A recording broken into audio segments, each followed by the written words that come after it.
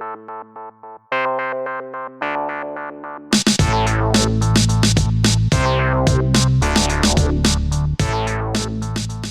talk about Lego. How you doing, guys? Andy here with you. Thanks for taking me along. Check out this guy. Yeah, I built my upscaled minifigure. This guy is awesome, man. It just the way that it moves, the arms move, and just it moves around just as articulable as a regular minifigure. Even more because the head spins all the way around. I mean, like a minifigure, you'd have to pop the head off to kind of turn it around. So yeah, I mean, it sits down. You can move the arms. You can move everything, the legs. You can put it in a position like it's running or walking. Whoops, I just lost his hand. But this guy is really, really cool. Trying to manipulate him with one arm though. But yeah, the upscaled minifigure. The only thing I don't like about him is the hat. The hat brim goes all the way around instead of like a normal hat would just have the brim in the front. But it is cool that it opens up and has the little minifigure inside with little mechanisms like it's like the minifigures running the big figure. Pretty cool stuff, huh, guys? Yep, so I finally got around to building my upscaled minifig. Let's put his arm back on if we can here. There's a hand, I should say. There we go, he's complete again. Couple of mistakes that were pointed out to me in the comments from yesterday's video. My solar panels on top of my pet shop and cafe are supposed to be facing the same direction because it only makes sense for solar panels to be facing the same direction. So I'm going to have to turn one of those the other direction to make it realistic. Also, I noticed myself that this brick masonry wall has the brick part facing out and this one does not.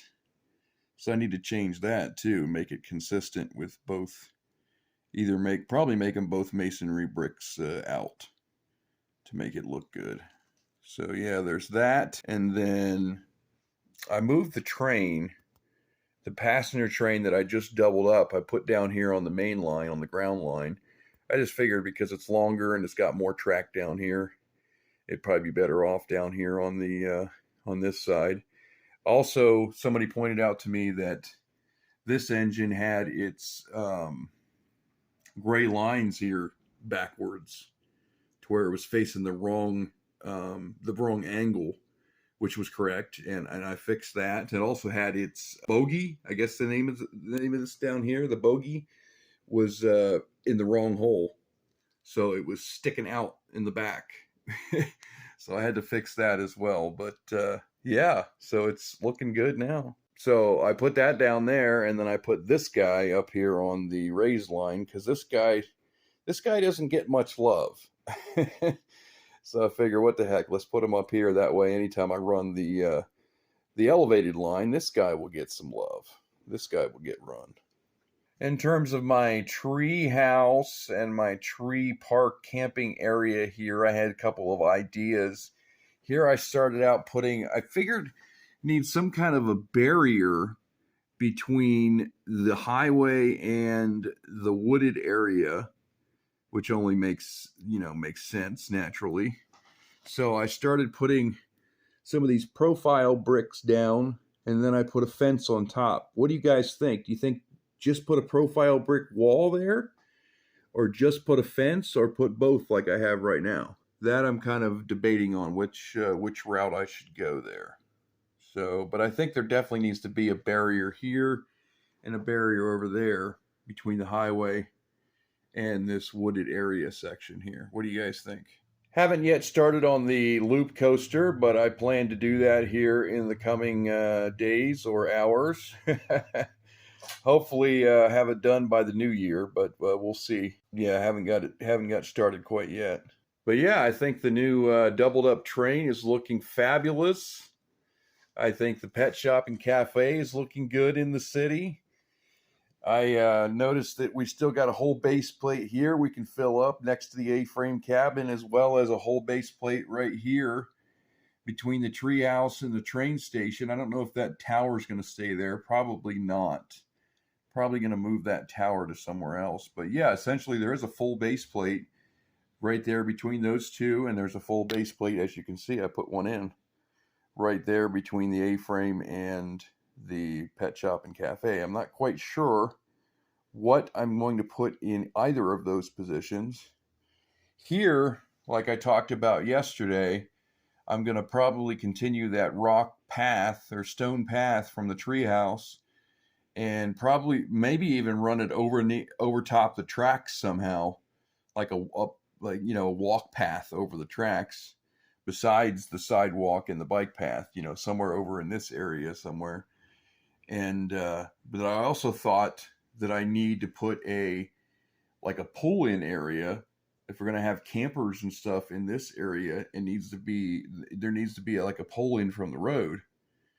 So I don't know if I want to do that, because if the campers come over the road here, over the crossing, and come over this area, then there'd have to be another crossing to get over to that area. So I don't know if maybe the campers just park over here, so I don't need a pull-in over there, or yeah, I'm not sure on that one yet either.